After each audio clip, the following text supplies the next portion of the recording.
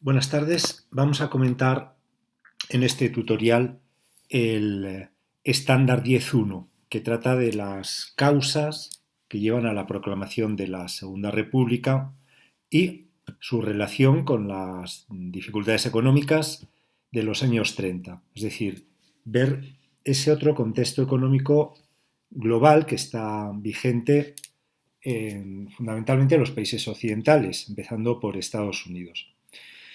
Bueno, entonces tendría dos partes más o menos bien diferenciadas. La primera es hablar de las circunstancias en las que tiene lugar la proclamación de la Segunda República. Y la segunda, fundamentalmente, ver en qué medida afecta el contexto de la crisis de 1929 al caso español, que empiezo por anticipar que de una manera limitada. O sea, evidentemente ningún país escapa de forma indirecta de la crisis de 1929, pero España no es de los países que forme parte de ese circuito de préstamos internacionales, inversiones internacionales, al menos en un primer nivel, o al menos con una gran potencia. Entonces, con respecto a la proclamación de la Segunda República, lo fundamental, y llevamos ya algunos estándares viéndolo, es el fracaso del sistema canovista, de ese sistema que empieza a fundamentarse en 1875 y que tiene uno de sus referentes máximos en 1876 y su constitución. Esa constitución más conservadora, sin ninguna duda, que la de 1869, pero algo menos conservadora que las constituciones anteriores, 1845, etc. Bueno, los otros pilares del sistema canovista son el caciquismo y el turnismo. Este sistema margina, deja fuera a intereses muy amplios de la sociedad española. Por ejemplo, margina a cualquiera de los nacionalismos o regionalismos. Los nacionalismos vasco, catalán y los regionalismos gallego, en menor medida andaluz, valenciano, etc. Quiero decir, no contempla ningún tipo de medidas de descentralización. Esto lo vemos, por ejemplo, en la crisis de 1917, cuando los diputados catalanes se reúnen cuando las Cortes estaban cerradas por toda esa situación de tensión, de caos social, y piden, exigen, lo primero, que se reabran las Cortes de manera constituyente, es decir, para hacer una constitución que fuera alternativa a la de 1876, y en caso de que esto no fuera atendido, anuncian que se van a reunir en Cortes solo los diputados catalanes. Al final ya dijimos que realmente no tiene una incidencia directa esta petición de fundamentalmente la Lliga catalana, la Lliga regionalista. Bueno, pero el caso, decía, es que esta constitución y este sistema desoye sistemáticamente las peticiones nacionalistas. Lo más que se logra en Cataluña, en 1913, aunque entra un año después en vigor, es las mancomunidades. La mancomunidad es simplemente la unión de algunos municipios para organizar determinadas tareas en común. Por ejemplo, hoy en día muchos pueblos se mancomunan para organizar la recogida de basuras, de tal manera que les salga más barato, ¿no? Bueno, pero es totalmente insuficiente.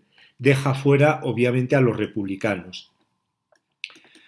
No contempla un sistema que sea coherente con su manera de entender la realidad, laicista, etc. O deja también fuera a todos los partidos obreristas, de tal manera que incluso el PSOE poco a poco se va alejando del sistema, es decir, poco a poco muchos militantes del Partido Socialista se van haciendo antisistema, optan más bien por la vía revolucionaria antes que por la vía parlamentaria. Si bien es cierto, como hemos explicado ya, que en 1909 Pablo Iglesias, el fundador del PSOE, entra con un escaño en el Congreso. Pero bueno, no están representados y además el sistema es muy conservador y muy contrario a los intereses obreros. Bueno, pues este es un primer rasgo, una primera causa de este fracaso canovista. El golpe de Estado de Primo de Rivera tiene que ver con la creciente polarización, es decir, extremismo, y el creciente recurso a la violencia dentro de las protestas por parte del movimiento obrero. Por citar solo dos momentos álgidos, la Semana Trágica, de la que hemos hablado tantas veces, y en segundo lugar, la huelga general revolucionaria de 1917, aunque los efectos fueran bastante modestos. Bueno, es simplemente una señal de marginación de una gran masa del proletariado con respecto a este sistema que por sí mismo, el sistema canovista, para ser eficiente, requería que la población estuviera ideológicamente desenganchada, es decir, que la población sintiese eso que dice un historiador especialista en el caciquismo, que sintiera una suave repugnancia. En esto consiste el sistema de la restauración. Por tanto, en cuanto exista una mayor movilización, este sistema está destinado al fracaso. Por más que se agasta en los 4 ministerios que desempeña, intente, en cierto sentido, equilibrar el sistema tan conservador de la restauración. Intente ciertos atisbos de legislación social. Insuficiente. Claro, y a todo esto, mientras va sucediendo este proceso del que estoy hablando, de radicalización progresiva, de violencia, a todo esto decía, las soluciones finales que se da al arreglo de este régimen, pues a lo único que contribuyen es a desprestigiar todavía más su naturaleza. Entonces tenemos un rey, como es el caso de Alfonso XIII, crecientemente desprestigiado. Hay muchísimas campañas. Por ejemplo, Blasco Ibáñez publica toda una serie, todo un conjunto de folletines criticando los turbios asuntos económicos, más que del propio rey, que el rey evidentemente no va a comprar acciones o no preside el consejo de administración de una gran empresa, de la camarilla que rodea Alfonso XIII. Los otros aspectos, pues tampoco hay que desconocerlos, es decir, esa gran crítica que ya en su día merece Alfonso XIII en sus comportamientos morales, en sus gustos, en sus gastos, es decir, en esa vida de tanta ostentación, de tanto lujo. Todo el mundo sabe el gusto de Alfonso XIII por la pornografía, todo el mundo le reconoce como un gran pornógrafo y por tanto el rey cada vez va suscitando más animadversión por parte de la población, ya no solo porque Blasco Ibáñez y otros intelectuales actúen en su contra, sino por los propios hechos en los que incurre Alfonso XIII. Bueno, pero es que uno de los aspectos al respecto más importantes es la forma en la que recibe a la dictadura Miguel Primo de Rivera. Es decir, desde el día en el que no le cesa, como pedía el presidente del gobierno después del golpe de Estado, desde ese mismo momento la suerte de Primo de Rivera queda intrínsecamente unida, solidificada, con la de el rey y Primo de Rivera. Quiero decir, los dos, su suerte, la suerte de Primo de Rivera, afecta al prestigio y al futuro del rey. Entonces cae Primo de Rivera y, como hemos visto, se intenta una serie de transiciones hacia una vía de recuperación democrática. Se nombra a Aznar, a Berenguer, se intentan convocar elecciones municipales, como voy a decir dentro de un momento, pero es ya demasiado tarde. Es decir, el prestigio del rey está por los suelos prácticamente desde 1929, desde ese año horrible que tiene Primo de Rivera, también con sus propios escándalos, como comentábamos en el video tutorial anterior. Bueno, entonces, ¿cómo reacciona frente a esta situación de creciente degradación del sistema político de la restauración? ¿Cómo reaccionan, decía, esos otros partidos bueno, pues que tienen más afán de moralización, esos otros partidos no turnistas, firmando, suscribiendo el denominado Pacto de San Sebastián en 1930. Este Pacto de San Sebastián pues estaba fundamentalmente compuesto por republicanos que no son una inmensa mayoría, no son la mayor parte de la población.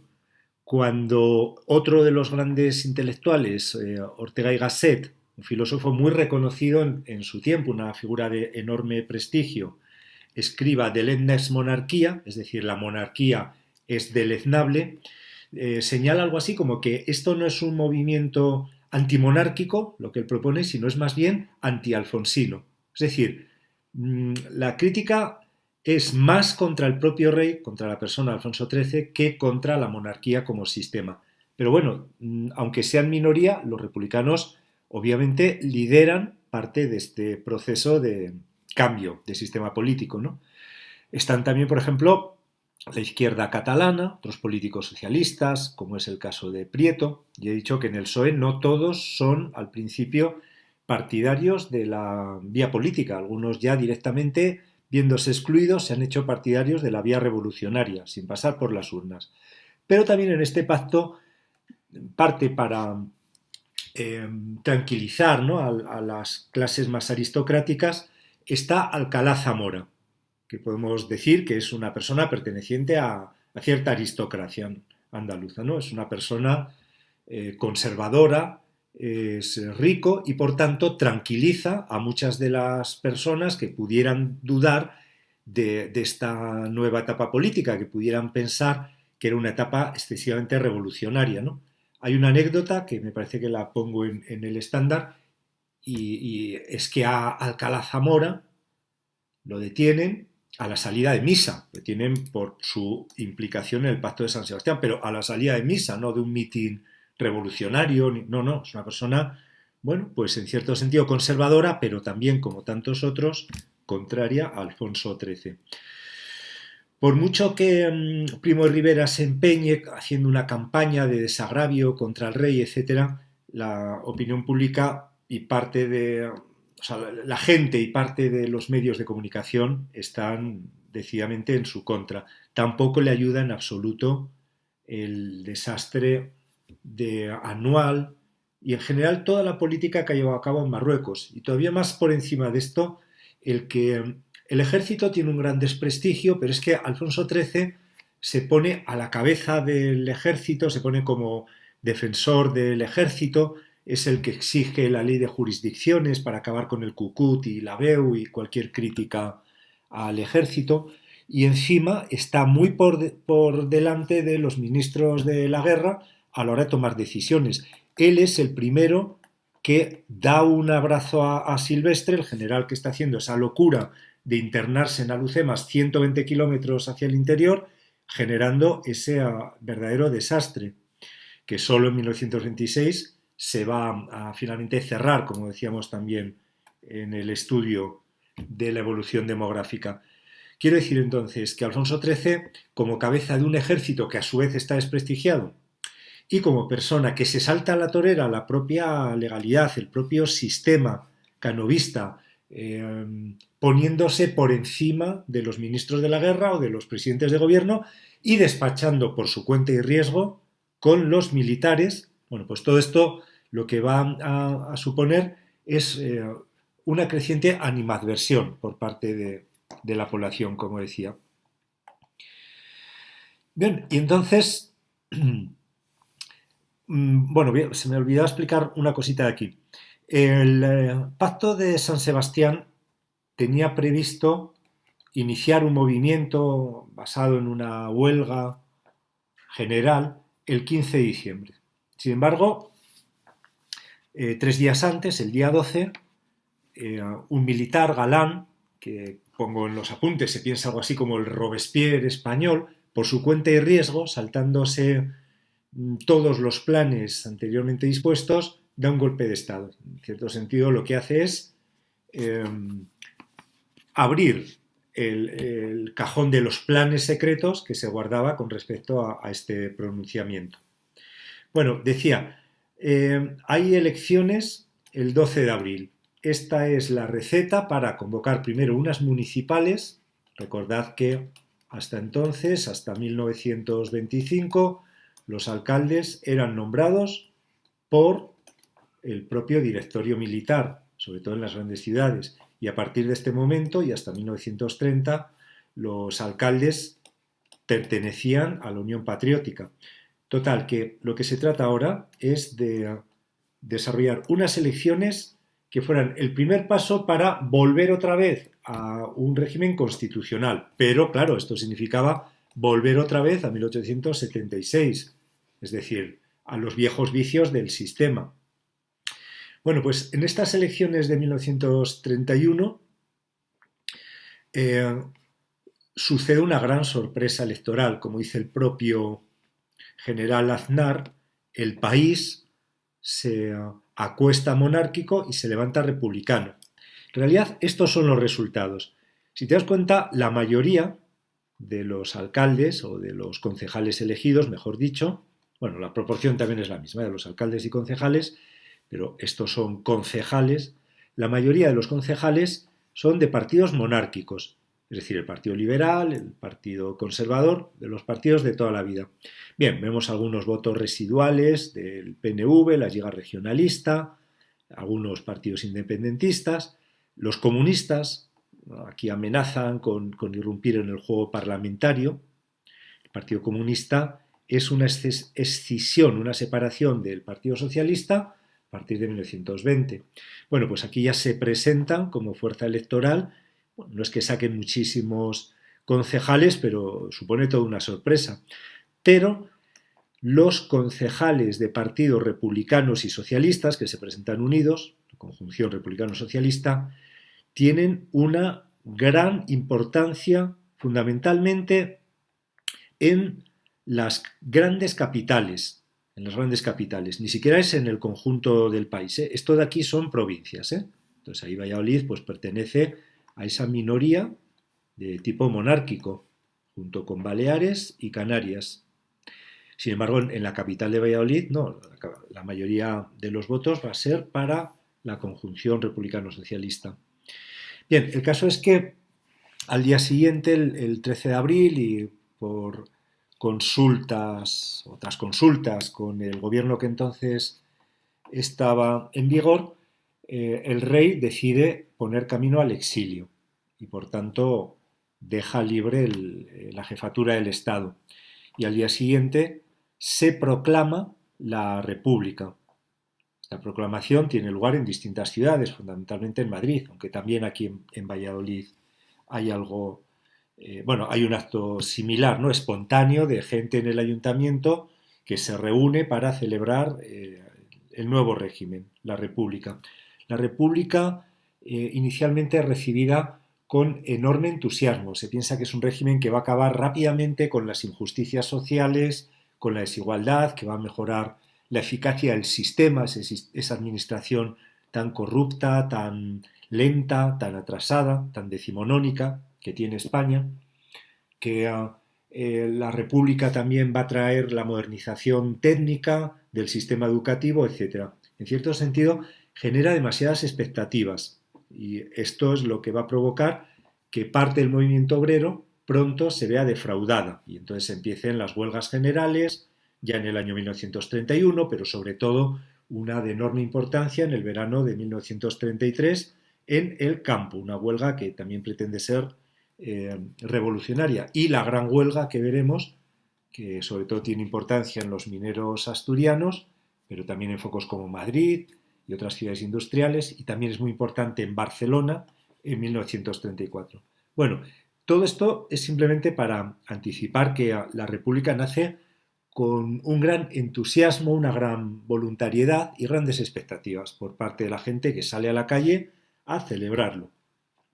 Y entonces el propio comité revolucionario, este que había organizado a partir del pacto de San Sebastián, ese sistema, ese procedimiento para la toma del poder, se constituye en gobierno provisional, nombrando como presidente a Alcalá Zamora, por lo que ya puedes imaginar, para tranquilizar a la población más conservadora o la población que pudiera tener más dudas respecto al carácter revolucionario de este nuevo régimen, de este nuevo momento. Bueno, vamos a hablar ahora un poquito de 1929. El crack del 29, como bien sabes, tiene que ver con el jueves negro de la bolsa de Wall Street. De repente, en un día, las acciones se desploman. No es ahora el momento para hacer una explicación muy completa del crack del 29, pero recuerda estas dos ideas básicas. La bolsa es un sistema de venta de acciones o de valores, podemos decir libre, ¿no? En la bolsa hay dos maneras de enriquecerse. Una, lo he vendido a X, perdón, lo he comprado a X y lo he vendido a X más Y. Luego he ganado el Y. Bien, esto siempre y cuando Y sea positivo, ¿no? La otra, la otra forma de beneficiarte con la bolsa es que lo que estás comprando es una parte de la empresa, de esa sociedad anónima. Entonces, si esa empresa, por ejemplo, tiene 100.000 acciones y tú tienes una, y esa empresa tiene como beneficios Z y los reparte, porque no todos los años las sociedades anónimas reparten beneficios, ¿eh? Pueden decidir lo que han ganado, reinvertirlo para seguir mejorando. Pero bueno, si el beneficio que tiene esa empresa fuera Z y tú eres dueño de esta fracción, tus beneficios serían estos. Cuando se repartan beneficios, a ti te tocaría esta parte de esos beneficios. Es decir, reparto de dividendos, de beneficios, en función o en proporción al porcentaje de acciones que tú tengas de esa empresa. Bien, el problema es que en esos años, en los años 20, con ese sistema de un crédito salvaje, uno pide para comprar una tostadora un préstamo, pero luego compra, por ejemplo, un coche y como garantía del coche pone la tostadora, además de su empleo, ¿no? Y luego ya como tiene estas dos cosas, también tiene una lavadora y poniendo como garantía todo esto, pide una casa. Claro, ¿qué va a pasar el día que el obrero se vea despedido y no paga esto? Pues que tampoco lo recupera el que le ha vendido esto, ni esto, ni esto. Es decir, has vendido algo, has concedido unos préstamos que nunca van a ser recuperados y esto provoca el hundimiento de la banca. Además, mucha gente, los préstamos que pedían no era para bienes sólidos, sino era para comprar acciones, porque todo el mundo pensaba que esta subida al precio de las acciones era ilimitada, ¿no? Nunca iba a tener fin. Yo compro no para los beneficios, sino para venderlo. Y además tengo una prueba fehaciente de esto.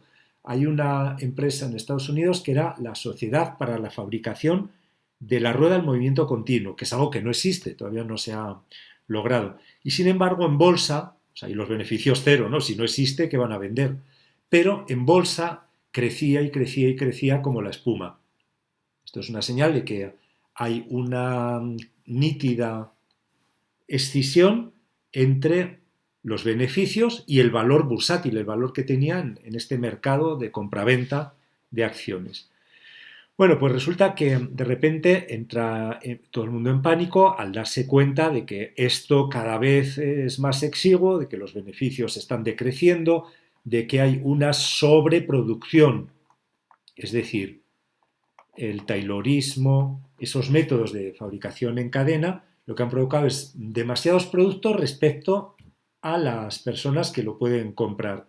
Bien, y entonces la conjunción de todos estos miedos, pánicos, provoca la caída de las bolsas, el cierre de muchos bancos, por lo que he dicho, y lógicamente bancos que ya no pueden prestar internamente ni tampoco internacionalmente, porque el foco es fundamentalmente norteamericano. Lo que pasa es que pronto se va a contagiar Europa. Por ejemplo, un país muy afectado es Alemania. Y además esto es uno de los motivos, el malestar, la pobreza que se genera en Alemania, del ascenso del nazismo. Es decir, mucha gente vota al Führer en 1933 pensando que es el único que va a sacar a Alemania de la pobreza, etcétera, etcétera. Además, Alemania, que está pagando una deuda de la Primera Guerra Mundial totalmente humillante, imposible de pagar, bueno, pues ahí se juntan esos dos factores. Pero vamos a centrarnos en España, que es lo que más nos interesa. España no forma parte de ese primer círculo próximo a Estados Unidos y, por tanto, a la crisis de Estados Unidos. Podemos decir que hay muy pocos préstamos en España, sí hay préstamos en Alemania, en Francia, en Gran Bretaña, pero claro, estos países entonces lo primero que van a hacer es dejar de importar. Entonces ahí España sí se resiente. Podemos decir que no es de los principales protagonistas de este marasmo económico, de esta crisis, pero indirectamente España sí paga también, solo eso, las consecuencias del crack del 29. Es cierto además que en España se llega tarde, o sea, los efectos del crack llegan con posterioridad, se empiezan a notar en el 31, 32, 33, es decir, ya avanzada, ya proclamada la República.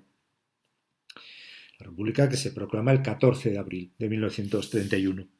Pero es que además el estado económico del país era enormemente precario. Primo de Rivera emprende, como ya hemos dicho, una política, pues no sé cómo decir, un tanto efectista de obras públicas, ¿no? Se construye un pantano, una carretera, allá un parador, aquí en los trabajos de invierno se asfalta una enorme superficie. En muchas ocasiones de forma demagógica, en muchas ocasiones simplemente para comprar la paz social, es decir, para que no haya huelgas, para que los obreros tengan trabajo, etcétera, pero muy por encima de las posibilidades de España e incluso de los precios de mercado, me refiero.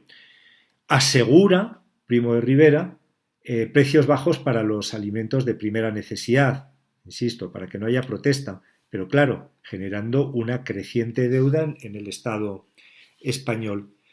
Y ahora hay que hacer frente a esta deuda, porque tú puedes incurrir en deuda un periodo, pero cuando luego intentas pedir prestado al extranjero, lógicamente los intereses que te van a cobrar son mayores si tu deuda es mayor. Luego se va creando una bola de nieve. Y no digamos ya en el caso de esta doble concurrencia y necesitas pedir préstamos para hacer frente a esta deuda que tienes y en segundo lugar justo en el momento en donde se está contrayendo la banca internacional. Es decir, la Segunda República, dicho en términos muy resumidos, tiene la mala suerte de nacer en un momento, en un periodo muy negativo, muy adverso.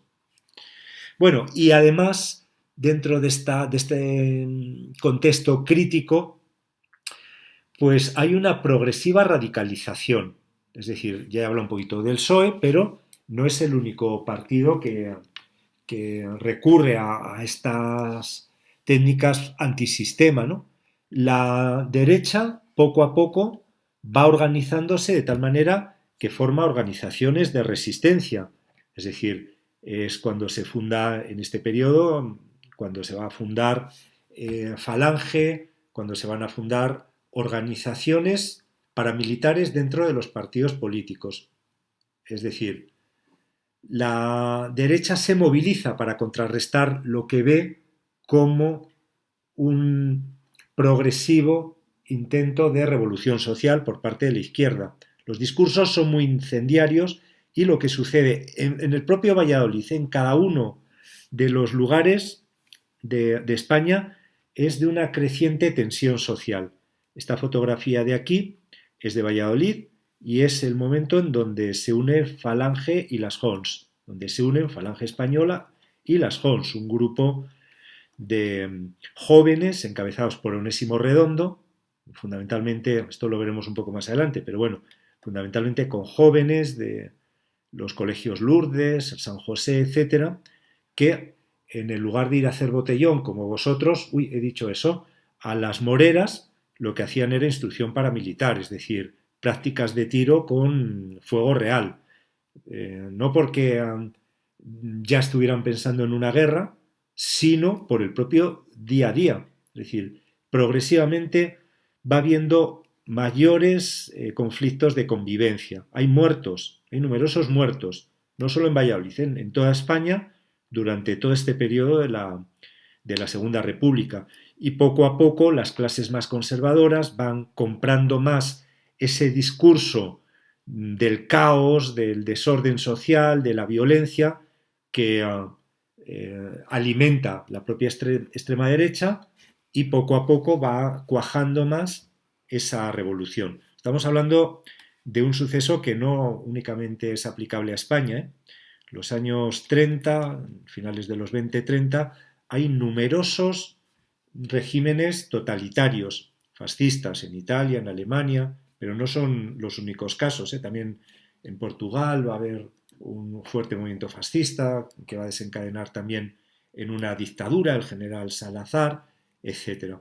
Pilsudski, en el caso de Polonia. Bueno, sería toda una lista la de regímenes fascistas de este periodo.